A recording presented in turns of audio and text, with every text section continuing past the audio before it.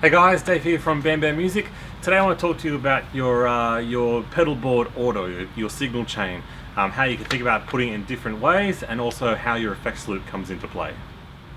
So first up, you want to have your compressors, and then you want to have maybe your wah pedals, and then any sort of pitch shifting, and then also like your volume pedals. So those guys would typically be right at the start of your effects chain.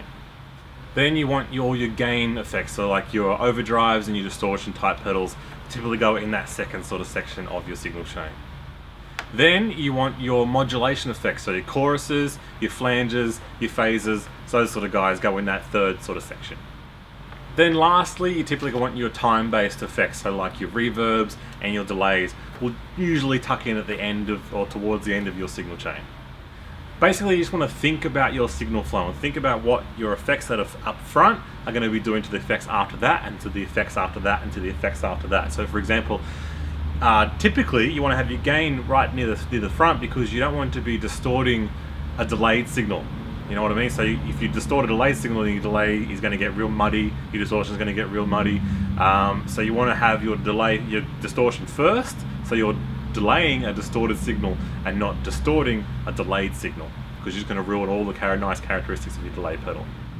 Also, for example, the compressor, you want your compressor generally to be right up front, even before your volume pedal, because for example, think about this: if you're compressing your volume pedal, then it will totally ruin what you want your volume pedal to do. You want your volume pedal to go up and down in volume, but if you're compressing that signal, then the volume change isn't going to be as drastic. So your compressor will generally be right at the front there, just compressing the absolute dry signal directly from your guitar. Alrighty, so effects loops. So effects loop is like hardwiring your pedal board directly into your amplifier. So an effects loop is generally placed between the preamp section of your amplifier and the power amp section, right in the middle there. So all your preamp stuff, like your distortion, if you're using a built-in distortion in your amplifier, will be going through your effects loop and then back out and into your power amp section and to the speakers.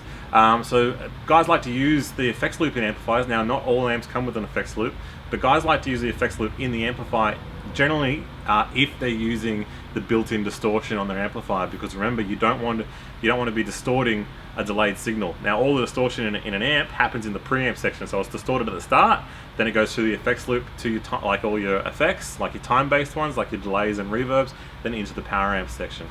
So that's why a lot of guys like to use their time-based effects in the effects loop, particularly when they're using the built-in distortion amplifier, which is in that preamp section. Other guys also like to use modulation effects in the effects loop, just because they sound a bit different after the preamp. Now, not different as in better, but just different. Not better or worse, just different. Now, there's two different types generally of effects loops. You've got your series effects loops and your parallel effects loops.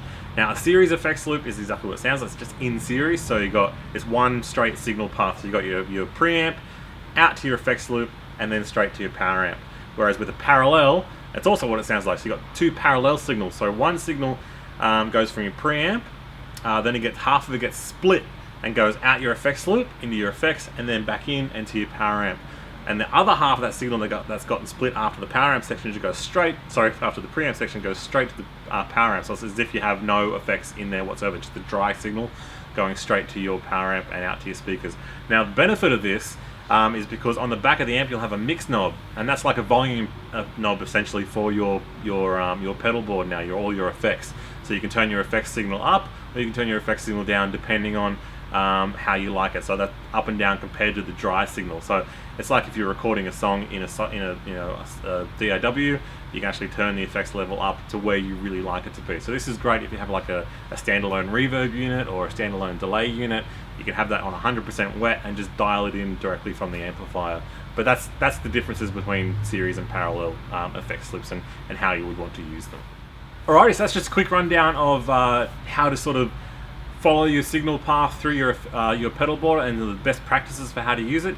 Now, I will say this: there's no, it's not law. You know, you can try it different ways. Just experiment with your sound and find out what works best for you.